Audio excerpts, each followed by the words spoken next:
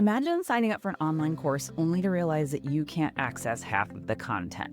The videos don't have captions, the slides are cluttered and hard to read, navigation's impossible to use with assistive technology. For millions of learners with disabilities, it isn't just frustrating, it's a complete barrier to education. And so that's the problem. E-learning is meant to break down barriers, not create additional barriers. So let's talk a little bit about why accessibility in online courses isn't just a nice to have feature, but it's a must have. What is accessibility in e-learning? So accessibility in e-learning means designing courses so that everyone, regardless of ability, can engage, learn, succeed. It's about making sure people with visual impairments can use their screen readers, people who are deaf and hard of hearing can read the caption, people with motor disabilities can navigate with a mouse, and without a mouse, and people with learning disabilities can process information in multiple ways. And so the goal is that no one gets left behind. It's more than just a compliance issue. So 1 in 4 adults do have a disability, yet many online courses don't meet the standard anyway. But accessibility is really good for everyone, not just individuals with disabilities, and creators and learners of all types. It helps you expand your audience. So when you can cater to more audiences, right? It means more people, more impact, more revenue. It enhances learning for all. So there's clear navigation, better visuals, multiple formats, so that every learner is able to take in the content in whatever modality is going to be the best for them.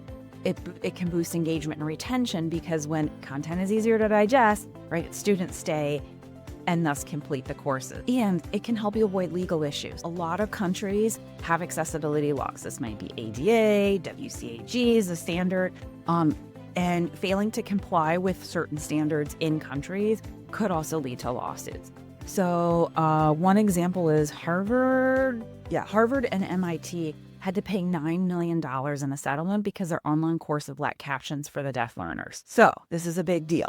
Okay, let's talk about how do you make your courses more accessible. We're going to add just a couple ways here. There's five ways that we want to share today to do it. So add captions and transcripts to your videos. So a lot of learners can't or don't want to rely on audio alone. Not just our deaf and hard of hearing populations, but other individuals, right? It can be non-native speakers, people in noisy environments, people laying under the covers in bed, right? Binging content. YouTube and Vimeo do offer automatic captions, but for accuracy, we suggest that you either go in and edit those or use manual captions. The next one is reading clear and digestible text. So if you go in and your slides look like just a wall of text, learners will struggle, especially those with like dyslexia, vision impairments. So in that instance, use large readable fonts, then at 14, 16 point, even 18 point fonts, high contrasting colors. So avoid those red and green combinations.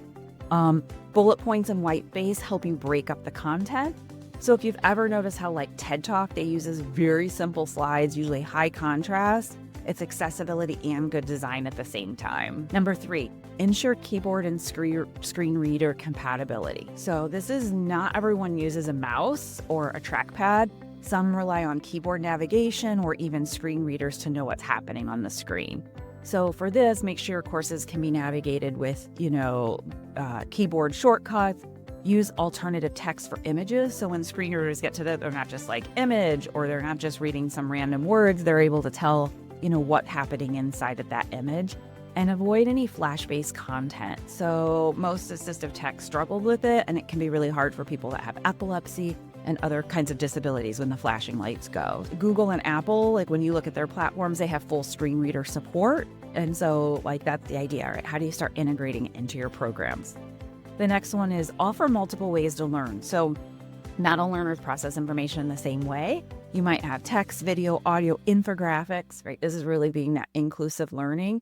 Downloadable PDFs, transcripts, audio files, there's, it doesn't have to just be audio and captions. You might say, here's a transcript that you can read as well.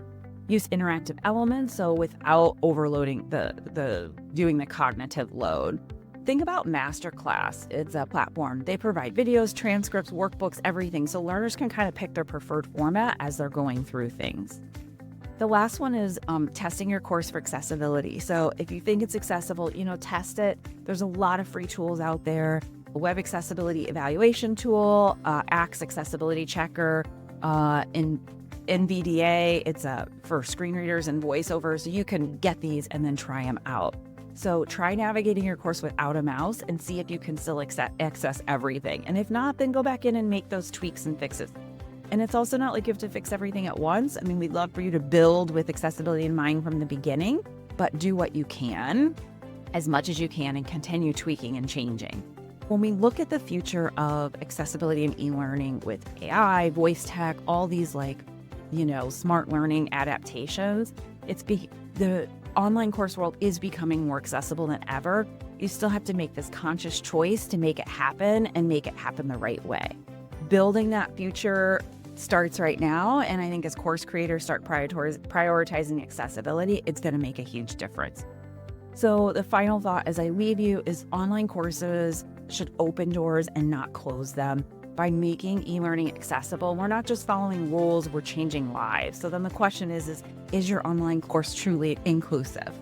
Let's talk about it. Drop a comment, and we would love to hear from you about access and online courses.